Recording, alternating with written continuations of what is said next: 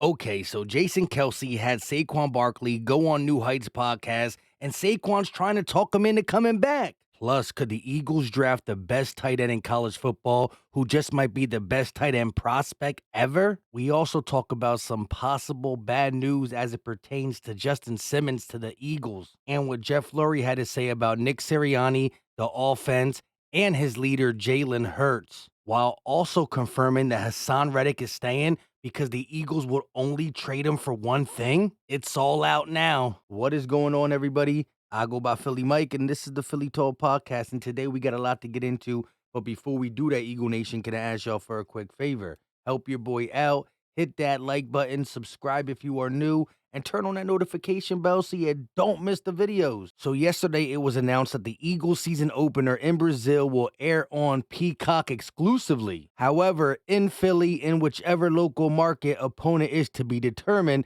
the game will air on the local NBC as it's standard for ESPN and Amazon games. Good, because Philly Mike's local, and I better not have to get Peacock to watch my birds. As for somebody who's important, who's going to be watching our Philadelphia Eagles in 2024, especially with Saquon Barkley on the field, Jason Kelce talks to Saquon Barkley, and listen to what Saquon Barkley said. He's already trying to get Jason Kelce back. I'm like a kid in a candy store. I'm happy. I got a fresh start. I can't wait to meet everybody and just go out there and play ball. Dude, it's going to be so fun to watch. It's going to be so fun to be a part of. It's going to be great. You don't got to watch it, you know. Man, the look Saquon gave Jason Kelce when he said, you don't got to watch it, though. He wants him back, and I don't care what anybody says. Jason Kelce, in his hearts of hearts, would like to run it back one more year. I doubt it, but we've seen stranger things in the NFL. Speaking of stranger things, the new kickoff rule was approved by the NFL. Last year, we barely saw any returns, a bunch of touchbacks. So this is what it's going to look like. I'm circling the kicker. He's back at like the 30-yard line. You have two people at midfield, and you got the kick team lined up on the opponent's 40, the kick return team lined up on their own 30. So what they're trying to do there is force a return, but limit the impact, right? What they didn't like about kick returns is you got one guy running 25 miles per hour, the other guy running 25 miles per hour, and boom! This limits the impact, but forces the return. Let's not forget we got two guys on this roster who are great return men and or speedy.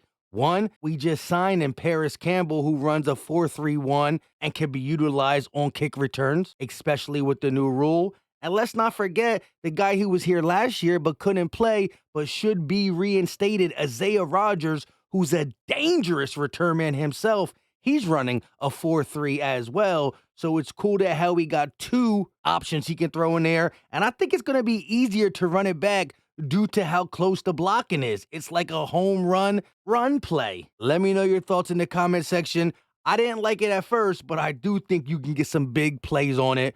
We'll see how it goes. Let's stay with Isaiah Rodgers real quick because Jeff Lurie was asked about him, and he said this: he's a key part of our planning going forward, and it was a smart move by Howie to acquire Isaiah. Very optimistic he'll be fully on board very soon. He talked about him being reinstated for the 2024 season. And depending on what we do in the draft, depending on how James Bradbury shows up to camp, Isaiah Rodgers could steal his spot. This dude is hungry and absolutely ready. He don't stop posting workout videos on IG. Moving on to some bad news possibly as it pertains to Justin Simmons. So I ain't the only one saying how perfect the Eagles and Simmons would be due to Fangio and the fact that we got Cap and we're a winning organization. So has Adam Kaplan. However, yesterday, Benjamin Albright, who has almost 200K followers on Twitter and covers the Broncos, so he would be in the know as it pertains to Justin Simmons, quote tweeted a random fan's question about Justin Simmons when he said, "Ben,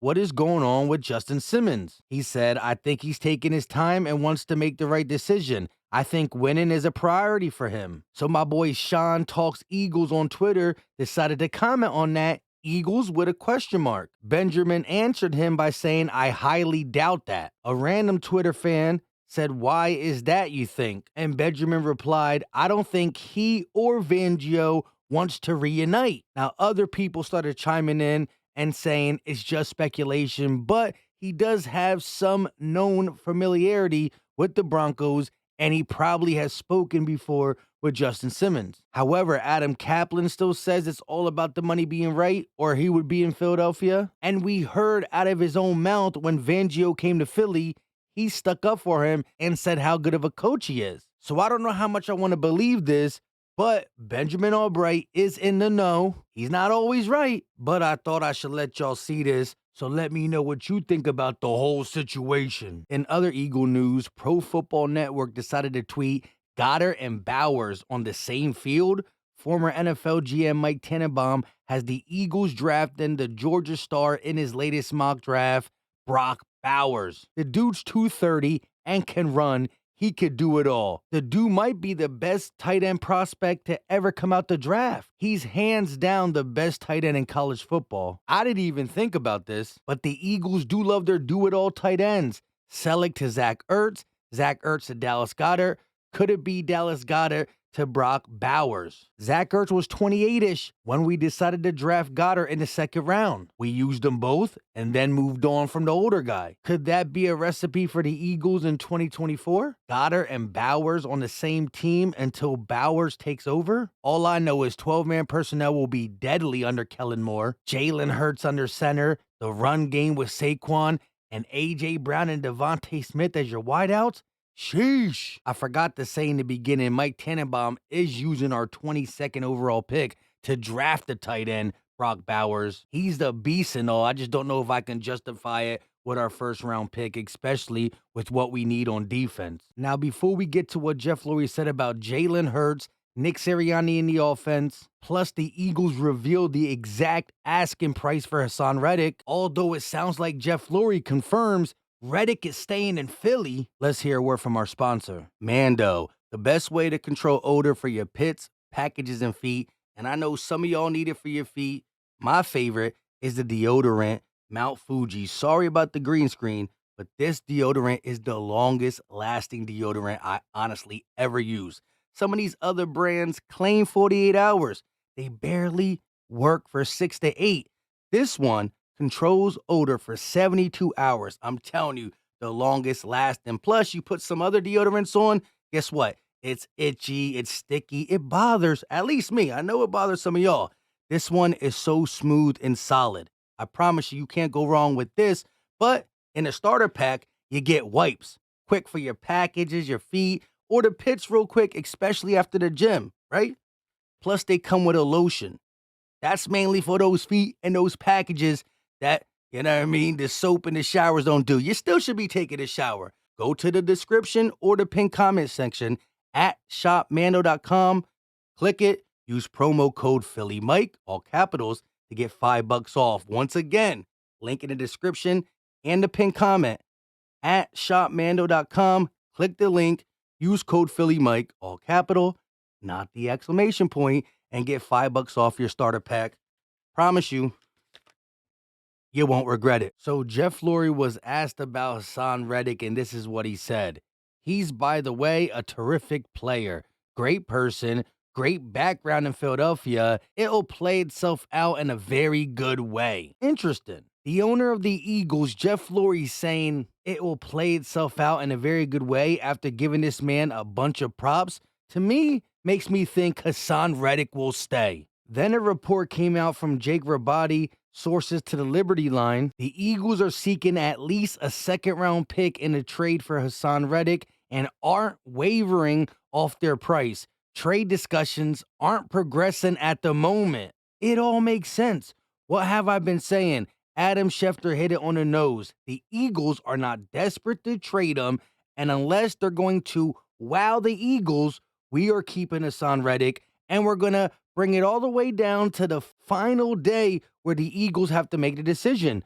Is Haason going to play on his old contract for 1 year, or will they come together and get an extension? Whether that's the Eagles going to 25 or Haason coming back to 20 or 22. Again, Jeff Lurie makes me feel like he's staying. And now with this report, it's exactly what Adam Schefter said. So I think Haason Reddick will be extended, or at least is staying. Moving on to what the Philadelphia Eagles owner Jeff Lurie had to say about the quarterback Jalen Hurts. We've got a major star, 25 years old, mature young man who has every skill set that you want. As an owner of the team, This is exactly what you want. He went even further to discuss the whole, does Jalen Hurts have to be more rah-rah when a team is losing, blah, blah, blah.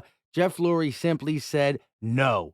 Jalen Hurts will continue to grow as a player and a leader, but we want him to be authentic, and Jalen Hurts is the definition of authentic. We don't want him to be anybody he's not. He's one of the best leaders already and got a lot of respect in this locker room and the NFL. Jeffrey Lurie also says that Sirianni, of course, wants the Eagles to be more unpredictable and more dynamic. He talked about it was Nick Sirianni who was the first one to bring up Kellen Moore's name. Not Jeff Lurie, not Howie Roseman. Nick Sirianni wanted Kellen Moore due to what he felt like he could bring to the table with Nick Sirianni's ideas, Kellen Moore's ideas, and combining them to make this offense even more dynamic, because Nick Sirianni, Howie Roseman, Jeff Lurie knows when you look at this roster, it is way too talented to let what happened last year happen. I know the defensive side of the ball had its troubles, but the offense didn't execute and didn't get stuff done as well.